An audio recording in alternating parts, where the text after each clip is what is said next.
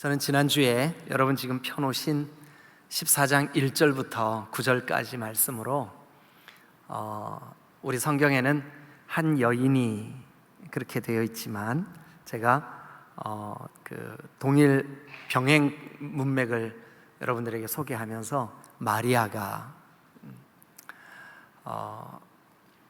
베다니 그 문둥병자 시몬의 집에서 식사를 하실 때 한 여인 마리아가 자기에게 소중한 옥합, 그 향유병을 가지고 와서 깨뜨려서 주님의 머리에 부어드린 그 사건을 여러분들과 함께 나누면서 은혜를 받았습니다. 그 자리에서 어떤 사람들이 우리 여러분 지난주에 보았던 14장 4절 한번 보세요. 어떤 사람들이 화를 내어 서로 말하되 어찌하여 이 향유를 허비하는가? 근데 그 어떤 사람들이 지난주에 제가 누구라 그랬죠? 가룟 유다라 그랬어요.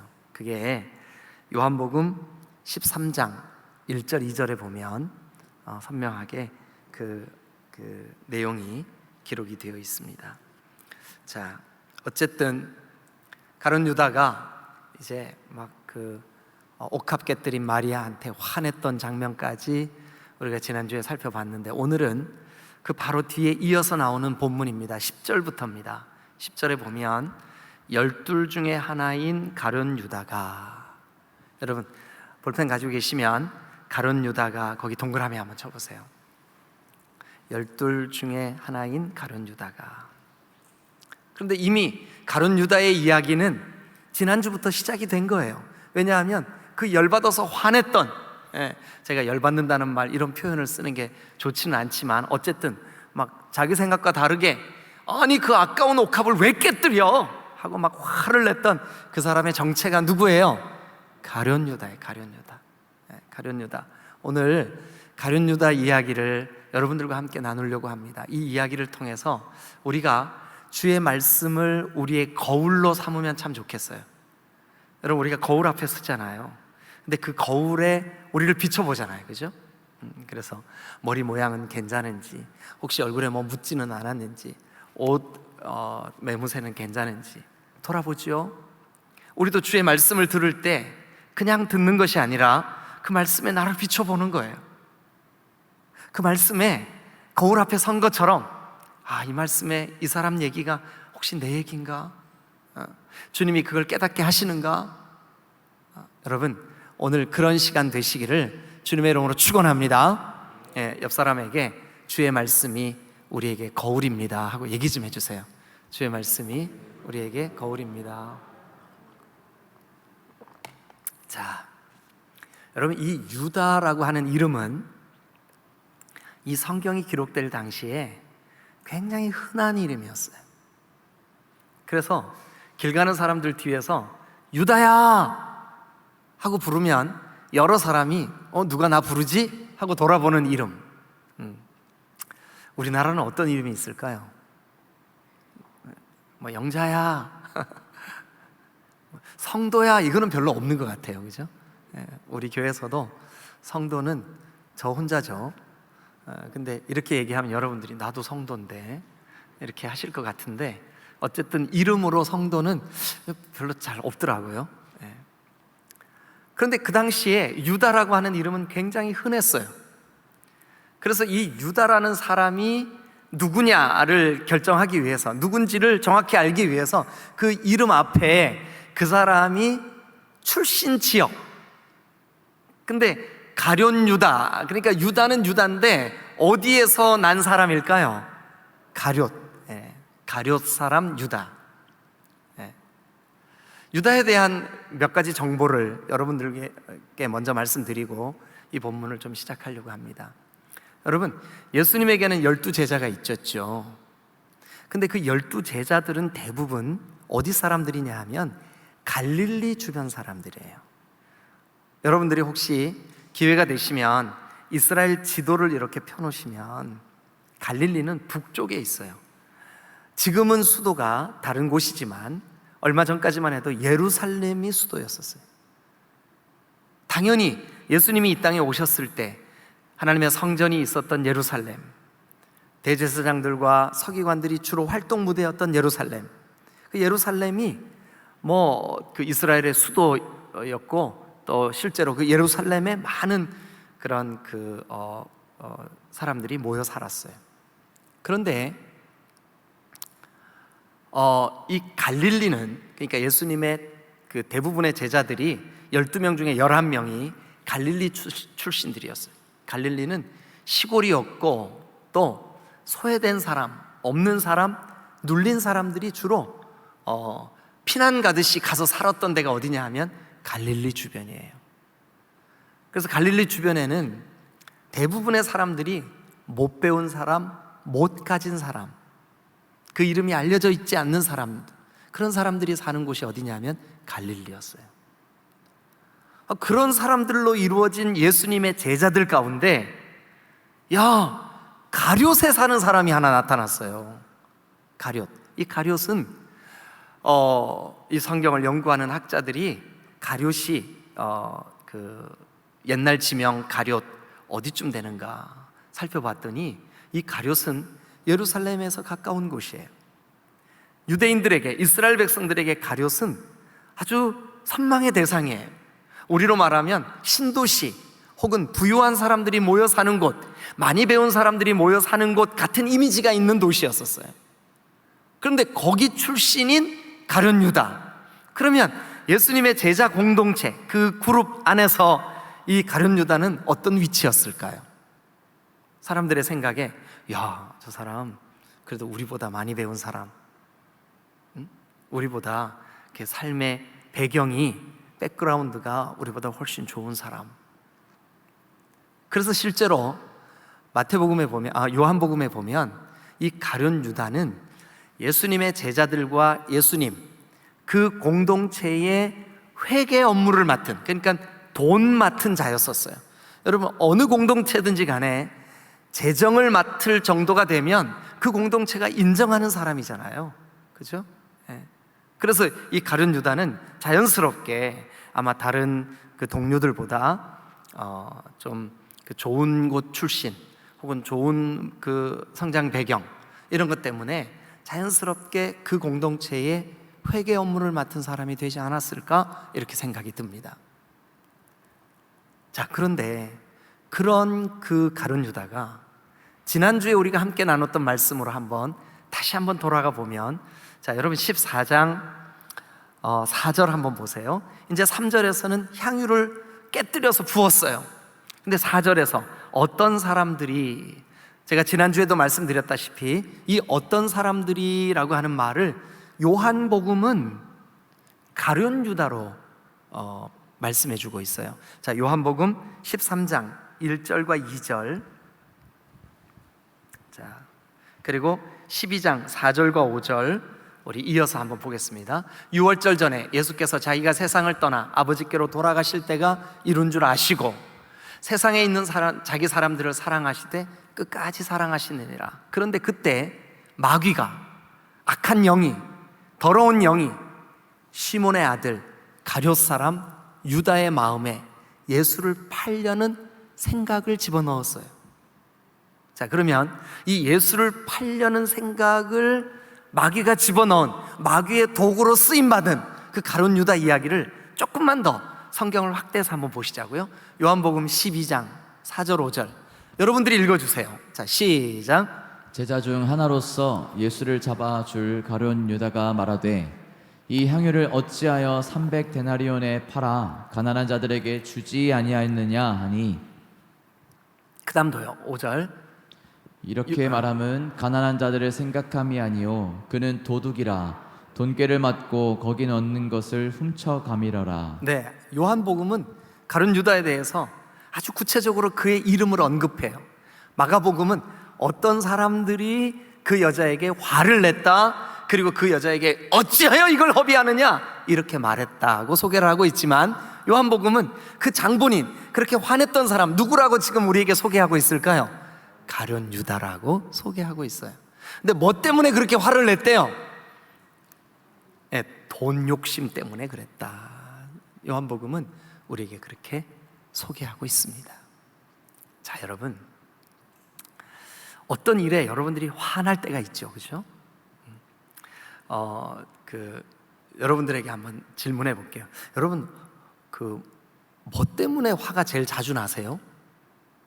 네, 아까 일부 예배 때는 여기 앞에 앉아 계신 어떤 분이 제가 들을 수 있게 이러는 거예요. 아내 때문에요. 이렇게 되더라고요. 뭐 실제로 여러분, 우리 남편들이 10번 화를 내면 그 중에 한 7, 8번은 누구 때문에 화난 거예요? 아내 때문에 화났다고 대답하셔도 옆에 있는 아내가 이해해 줄 거예요. 그러니까 제가 들리게 좀 대답해 주세요. 그런데 아내 때문에 화를 낼 때 그 화를 내는 아내와 내가 무슨 차이가 있기 때문에 화가 날까요? 생각의 차이가 있기 때문에 그래요. 나는 지금 결백한데, 나는 지금 진실한데, 나는 지금, 그런데 아내가 그거를 몰라줄 때 우리 억울하죠. 답답하죠. 그러니까 버럭 화를 내죠. 그러니까 화내는 근본적인 원인 제공은 누가 하고 있는 거예요? 대답을 두려워서 잘 못하시는구나. 아내가 하는 거죠. 근데 왜 하고 있는 거죠? 생각이 다르니까. 자, 요거를 조금만 더 생각해 보십시다. 가룟 유다가 마리아가 하는 행동 때문에 화가 났어요. 아니 어찌 이거를 허비하냐고. 그런데 여러분, 이제 제가 말씀드렸던 아내 때문에요, 그걸 여기다가 대입해 보세요. 왜 화났어요? 내 생각과 다르니까. 요한복음은 우리에게 이렇게 증거해 줍니다. 왜 달라요? 가룟 유다는 돈에 대한 욕심이 있었어요. 그러니까 진짜 가난한 사람을 돕고 싶어서 이거 팔아서 가난한 사람에게 나눠줘야지, 이걸 왜 이렇게 허비해? 자, 거기에 대해서 예수님이 뭐라고 대답하셨을까? 이거 우리에게 중요하죠.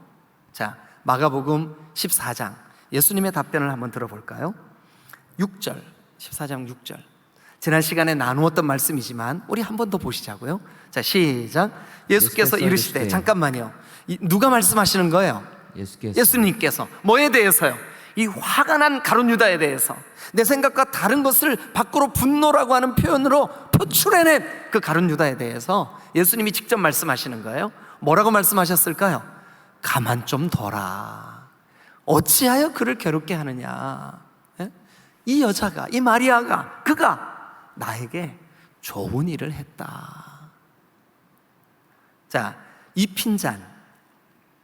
그런데 그 핀잔을 듣는 현장에 사람들이 빼곡해요. 시몬의 집에 식사 초청을 예수님만 받은 게 아니라 그의 제자들도 지금 같이 있어요. 같이 있다는 증거가 뭘까요? 가룟 유다도 거기 있었으니까, 심지어 마리아도 거기 있었으니까. 그러니까 여러 사람들 앞에서 예수님에게 핀잔을 들었어요. 근데 그게 즉각적으로 가룟 유다에게는 상처가 돼요. 왜 그랬을까요? 왜 그러냐 하면 자기 속에 자기 주장이 딱 도사리고 있으니까 내 생각과 다른 것에 대해서 화가 난 거예요. 분노가 일어난 거죠. 그리고 화를 냈어요. 그런데 예수님이 그 화낸 것에 대해서 핀잔을 주셨어요. 그러니 이것은 공개적으로 여기에 모여있는 모든 사람 앞에서 예수님이 자기를 옳지 않다라고 한 것에 대한 가룟 유다의 반응이겠죠. 자, 그리고 난 다음에 시작되는 본문이 10절부터예요. 오늘 우리가 함께 볼 말씀 10절. 10절은 이렇게 시작합니다. 12 중에 하나인 누가요? 가룟 유다가. 그럼 거기다 동그라미를 한번 쳐보시죠. 그럼 지금부터 21절까지 한 문맥 안에 있는, 한 문장 안에 있는, 한 본문 안에 있는 이 스토리는 누구를 중심으로 우리 한번 생각해보자 하는 걸까요? 가룟 유다예요. 가룟 유다. 그러니까 오늘의 주인공이 누굴까요?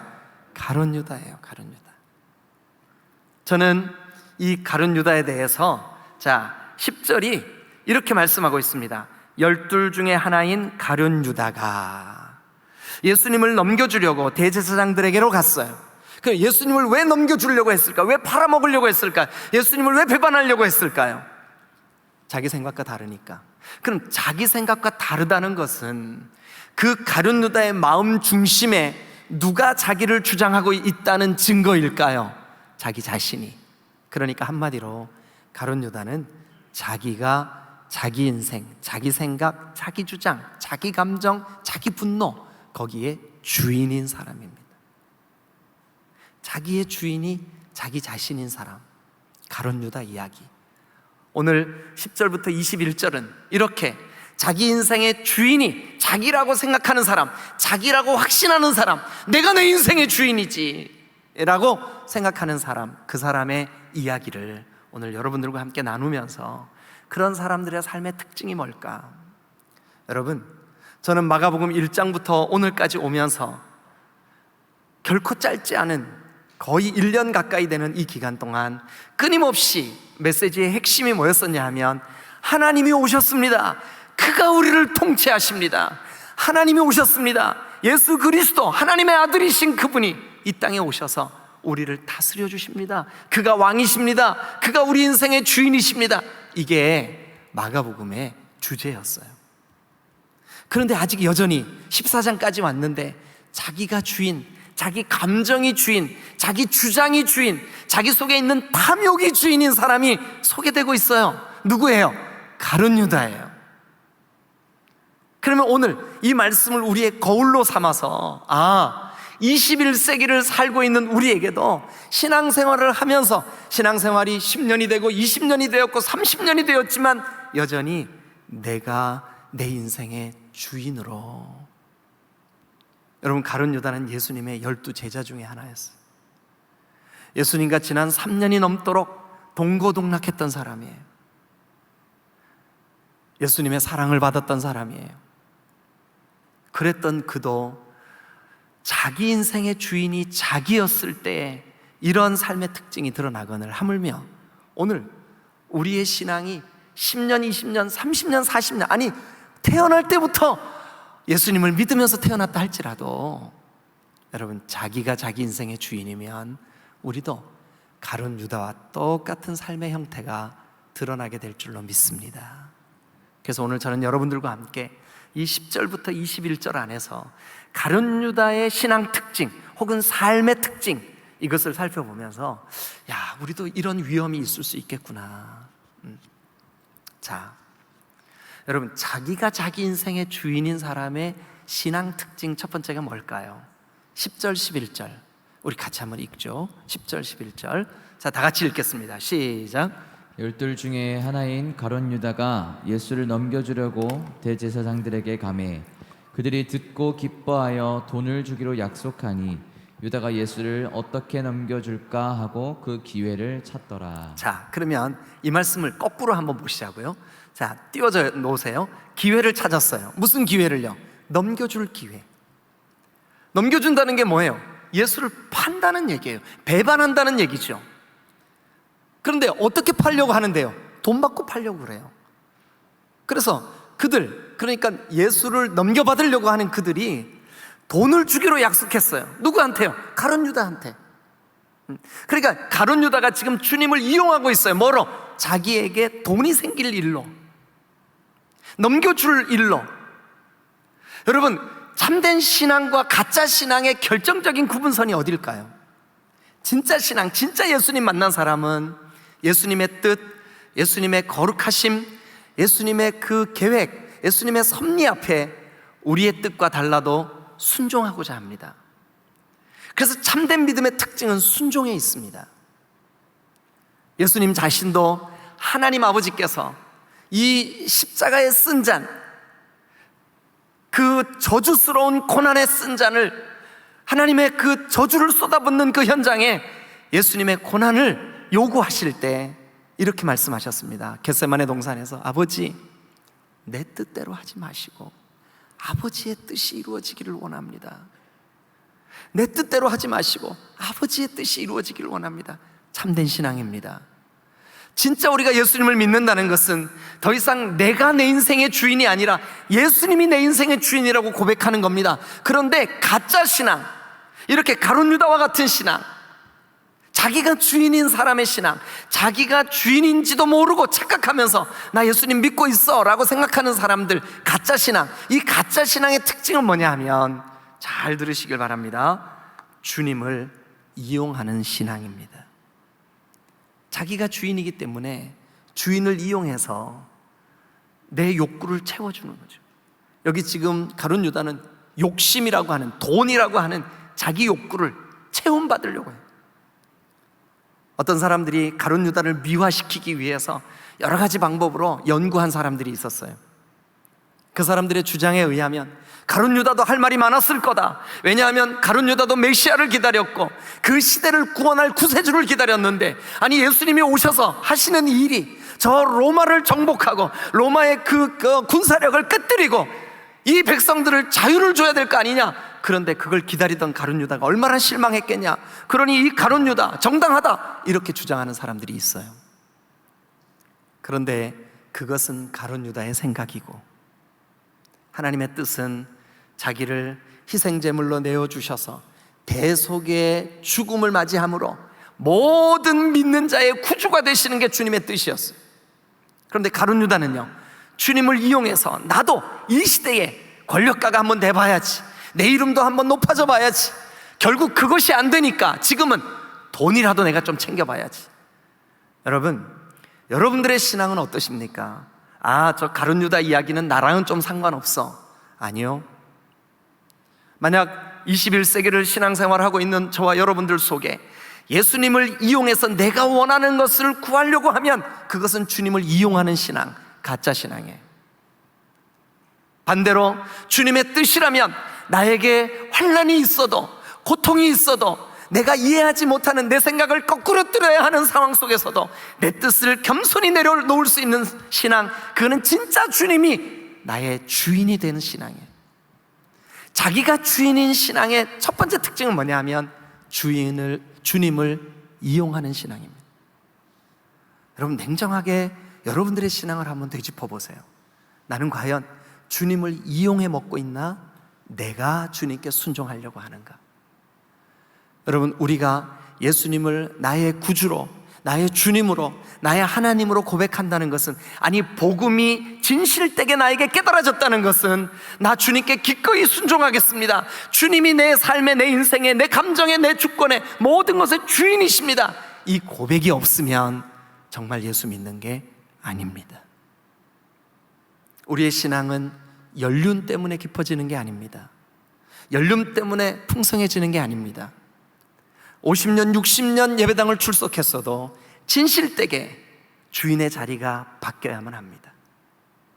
우리 중심에 예수 그리스도가 참된 주인이 되실 때 우리가 주님을 이용해 먹는 사람이 아니라 주님이 우리를 통하여 주님의 뜻을 이루시기 위하여 순종을 요구하실 때 기꺼이 순종할 수 있는 사람, 그 사람이 참 신앙의 사람인 줄로 믿으시기를 축원합니다. 두 번째, 우리 그 다음 본문을 한번 보죠. 자, 무교절의 첫날, 이제 이스라엘 백성들이 가장 소중하게 여기는 절기가 찾아왔습니다. 그것은 유월절입니다. 여러분 아시는 대로 유월절날 애굽에 종살이 하던 이스라엘 백성들이 애굽을 탈출하려고 할 때 하나님께서 명령하십니다. 각 가정마다 양을 잡아라. 그리고 그 양의 피를 문설주에 발라라. 그리고 그 고기를 쓴나물과 함께 먹어라. 그것을 기념합니다. 그 해방된 날을 기념합니다. 그 구원받은 날을 기념합니다. 그 놀라우신 하나님의 구원의 섭리를 기념합니다. 그 절기가 유월절입니다. 예수님도 이 땅에 오셔서 유월절 절기를 지키셨습니다. 그래서 예수님이 제자들에게 이렇게 그 유월절 절기를 지키기 위하여 준비하고 있는 상황 속에 제자 중에 한 사람이 예수님께 이렇게 질문합니다. 예수님, 우리가 어디 가서 선생님과 함께 유월절 음식을 잡수시도록 준비할까요? 그게 12절입니다. 12절. 그랬더니 예수님이 대답하십니다. 자, 여러분들이 한번 읽어보세요. 12절 시작. 그래서 제자 중에 둘을 보내주시며 이르시되 성내로 들어가라. 그리하면 물 한 동이를 가지고 가는 사람을 만나리니 그를 따라가서, 그 다음도요, 계속해서 어디든지 그가 들어가는 그 집 주인에게 이르되 선생님의 말씀이 내가 내 제자들과 함께 유월절 음식을 먹을 나의 객실이 어디 있느냐 하시더라 하라. 그러면 그렇게 하면 어떻게 하겠대요? 15절. 그리하면 자리를 펴고 준비한 큰 다락방을 보이리니 거기서 우리를 위하여 준비하라 하시니. 자, 그러면 여러분 거기까지 12절부터 지금 여러분들이 읽은 거기까지를 한번 종합해 보십시다. 이겁니다. 제자들이 물었어요. 예수님, 유월절 절기가 됐는데 우리 어디서 먹을까요? 예수님이 제자 중에 두 사람을 불렀어요. 따로. 그래서 그 둘에게 뭐라 그러냐면 너희가 먼저 성 안에 들어가 봐. 당연히 예루살렘 성이죠. 들어가면 물동이를 가지고 지나가는 사람이 있을 거야. 여러분 한번 생각해 보세요. 당시에는 오늘처럼 이런 물을 틀면 나오는 수도시설이 없었던 때예요. 다 물동이를 이용해서 물을 길어다가 먹을 때예요. 그러니 예루살렘 성 안에 물동이 들고 다니는 사람들이 한두 명이었겠습니까?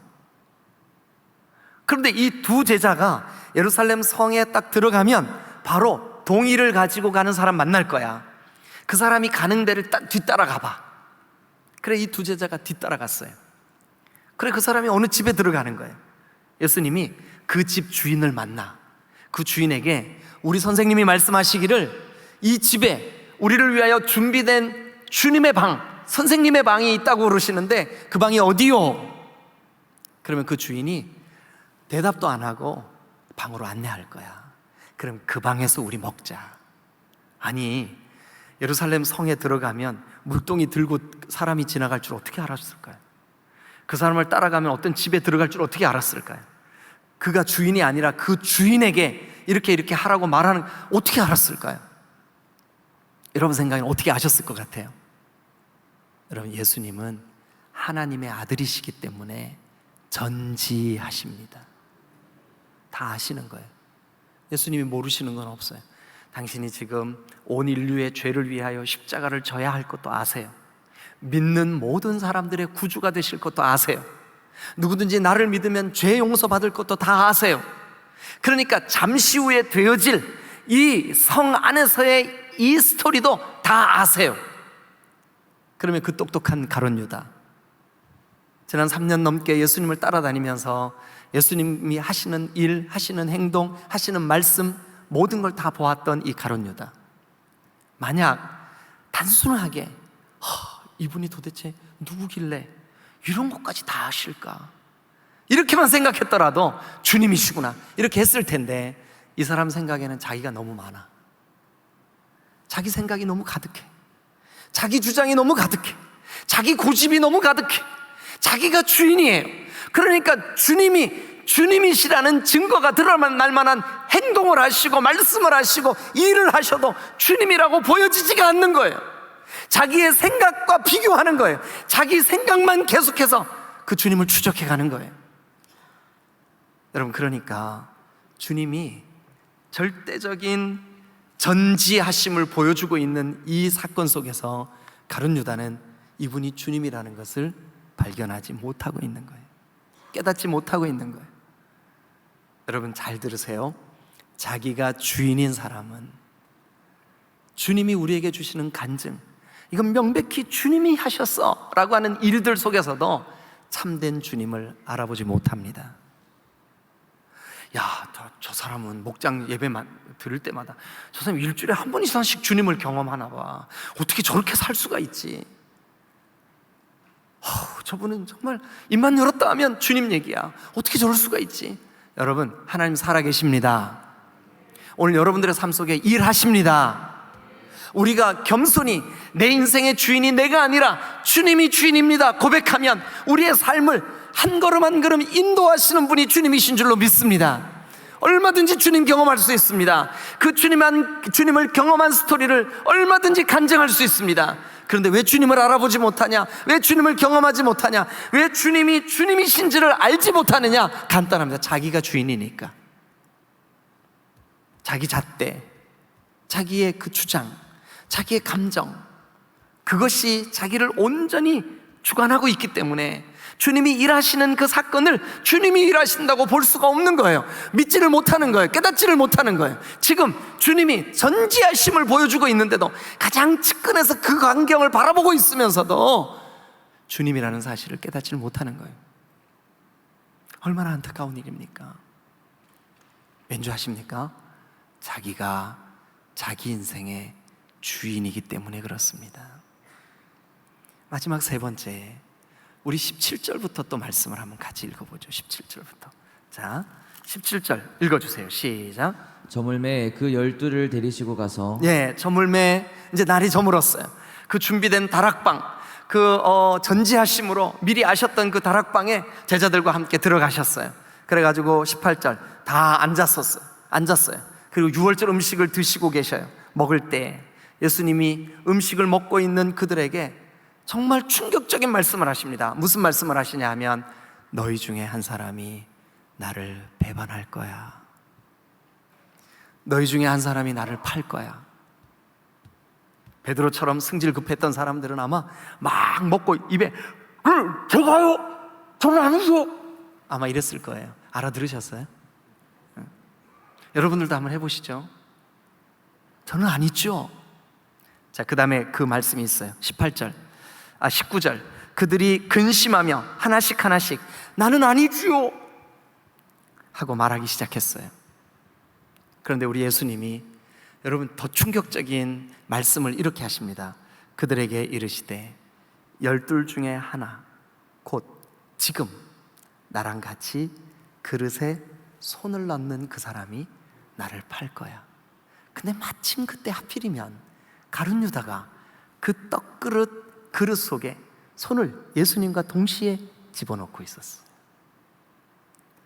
여러분, 예수님이 그 마리아에게 저 여자가 한 일은 내게 좋은 일이다 라고 하면서 가룟 유다를 핀잔하실 때처럼 핀잔하시는 그 자체가 목적일까요? 아니면 지금 이 순간에 너 지금이라도 네 생각 바꿔 회개해. 그럼 뭐예요 도대체? 지금 나와 함께 그릇에 손을 넣는 그가 나를 팔 자야 라고 말씀하시는 의도가 뭘까요? 이제라도 네가 네 주장, 네 고집, 네 감정, 네가 원하는 대로 하던 삶 내려놓고 내가 너의 인생의 주인이라는 거 고백하고 너 지금 잘못하고 있는 거 회개해. 회개하면 너 살아.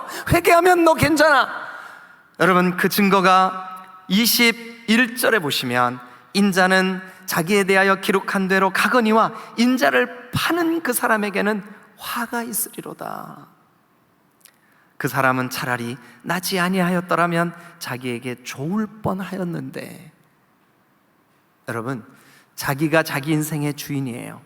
그러다 보니 내 생각과 같냐 틀리냐, 내 주장이 관철되냐 안 관철되냐, 감정적으로 내가 지금 상처를 받냐 안 받냐, 여기에만 집중해. 그러다 보니 주님은 지금 너에게 회개할 기회를 주고 주님은 지금 바로 너에게 말씀하고 있는데 그걸 못 듣는 거예요. 잘 기억하세요. 자기가 자기 인생의 주인인 사람은 주님이 회개의 기회를 주셔도 깨닫지를 못합니다. 회개의 기회가 왔는데도 알아듣지를 못합니다. 회개의 기회가 왔는데도 회개할 수가 없어요. 왜냐하면 자기가 자기 인생의 주인이기 때문에 회개의 기회인지 아닌지를 알아보지를 못하는 거예요. 사랑하는 여러분, 오늘 저는 가룟 유다 이야기를 통해서 가룟 유다가 자기 인생의 주인이 자기였기에 주님을 이용했구나, 주님의 주님이심을 깨닫지 못했구나, 주님이 주시는 회개의 기회를 이렇게 그냥 무산시켜버려 날려버리는구나. 너무 안타깝지 않습니까? 그런데 반대로 내 인생의 주인은 내가 아니라 주님이십니다. 진실된 믿음으로 이 신앙 고백을 하나님께 올려드릴 수 있다면 오늘 우리는 주님이 우리를 통해 일하실 줄로 믿습니다. 주님이 일하시는 것을 우리가 깨닫고 발견하게 될 줄로 믿습니다. 주님이 시간마다 말씀으로 우리에게 회개케 하실 때마다 주님 나에게 말씀하셨구나, 내가 회개해야 되는구나, 주님 앞에 반응하게 될 줄로 믿습니다. 여러분은 어떠십니까? 우리 이 시간 한번 같이 기도하겠습니다.